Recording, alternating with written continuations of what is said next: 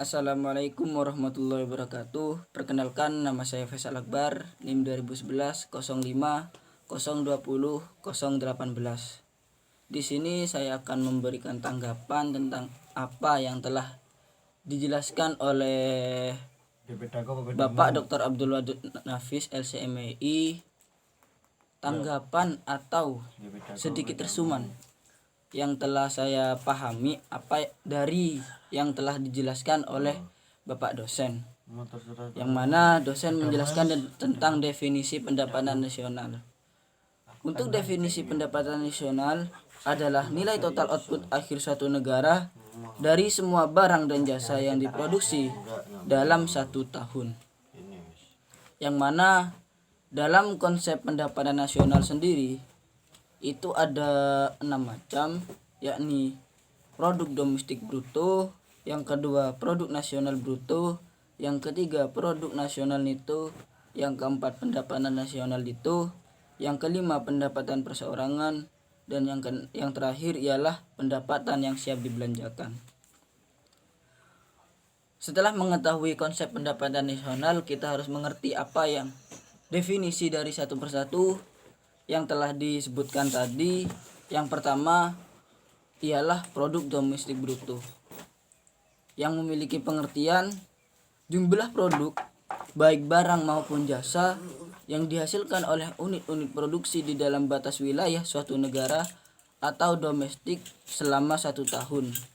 GDP memiliki rumus, yakni GDP sama dengan pendapatan masyarakat dalam negeri ditambah pendapatan asing dari luar negeri.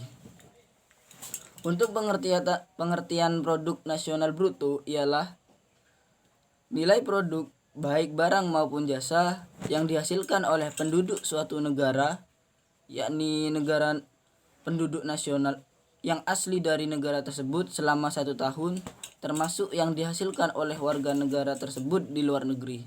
Jadi, jika ada seorang pria asal Indonesia yang menjual pakaian di Vietnam, barang atau jasa yang dihasilkannya termasuk ke dalam GNP. Rumus dari GNP tersebut ialah pendapatan warga negara Indonesia dalam negeri ditambah pendapatan warga Indonesia luar negeri dikurangi pendapatan warga negara asing yang ada di dalam negeri. Untuk pengertian produk nasional itu ialah produk nasional kotor dikurangi penyusutan barang modal. Untuk pengertian pendapatan nasional itu ialah pendapatan yang dihitung menurut jumlah balas jasa yang diterima oleh masyarakat sebagai pemilik faktor produksi.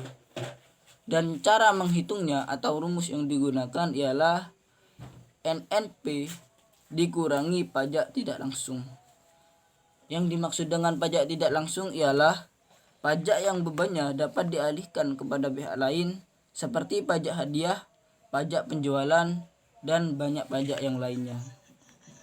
Untuk pengertian pendapatan perseorangan atau personality income ialah jumlah pendapatan yang diterima oleh setiap orang dalam masyarakat, termasuk pendapatan yang diperoleh tanpa melakukan kegiatan apapun, misalnya gaji seorang karyawan kantoran maupun pendapatan wira swasta yang didapatkan secara berantai. Rumus yang digunakan atau cara penghitungannya ialah PI sama dengan NNI dikurangi pajak perusahaan, dikurangi iuran, dikurangi laba ditahan, dan ditambah dengan transfer payment. Yang dimaksud dengan transfer payment ialah penerimaan-penerimaan yang bukan merupakan balas jasa produksi, melainkan diambil sebagian dari pendapatan nasional tahun lalu. Seperti contoh pembayaran dana pensiunan. Untuk yang terakhir ialah pengertian pendapatan yang siap dibelanjakan, yang memiliki pengertian pendapatan yang siap untuk dimanfaatkan guna membeli barang dan jasa konsumsi dan selebihnya menjadi tabungan yang disalurkan menjadi investasi. Rumus yang digunakan ataupun cara menghitungnya ialah dengan PI dikurangi pajak langsung. yang mana yang dimaksud dengan pajak langsung ialah pajak yang bebannya tidak dapat dialihkan kepada pihak lain seperti pajak pendapatan. Setelah mengetahui definisi dari konsep pendapatan nasional, kita harus mengetahui apa saja manfaat perhitungan pendapatan nasional, yang mana penghitungan pendapatan nasional memiliki banyak manfaat. Seperti sedikit contoh yang akan saya sampaikan ialah yang pertama, mengetahui tingkat kemakmuran suatu negara. Yang kedua ialah mengevaluasi kinerja perekonomian dalam skala tertentu. Dan yang ketiga ialah mengukur perubahan perekonomian suatu negara secara berkala.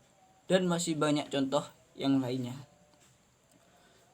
Untuk macam-macam metode perhitungan pendapatan nasional ialah metode pendekatan nilai produksi, metode pendekatan pendapatan, dan yang terakhir ialah metode pendekatan pengeluaran.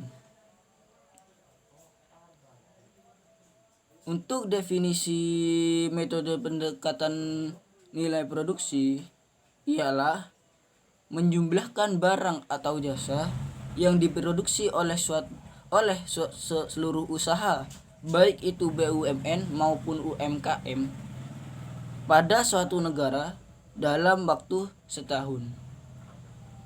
Mungkin di sini saya tidak akan menjelaskan rumusnya karena takut ada kekeliruan, karena saya masih sedikit belum paham. Untuk metode pendekatan pendapatan ialah metode pendapatan nasional dengan menghitung jumlah pendapatan dari berbagai faktor produksi yang memberi sumbangan terhadap proses produksi. Dan pengertian metode pendekatan pengeluaran ialah menjumlahkan semua pengeluaran dari rumah tangga perusahaan, pemerintah, masyarakat pada periode tertentu. Untuk pendapatan nasional dalam perspektif atau dalam pandangan Islam itu ialah pendapatan nasional harus dapat mengukur penyebaran pendapatan individu rumah tangga. Yang kedua, pendapatan nasional harus dapat mengukur produksi di sektor pedesaan. Dan yang ketiga, pendapatan nasional harus dapat mengukur kesejahteraan ekonomi Islam. Dan yang terakhir ialah perhitungan pendapatan nasional sebagai ukuran dari kesejahteraan sosial Islami melalui pendugaan nilai santunan antara saudara dari sedekah.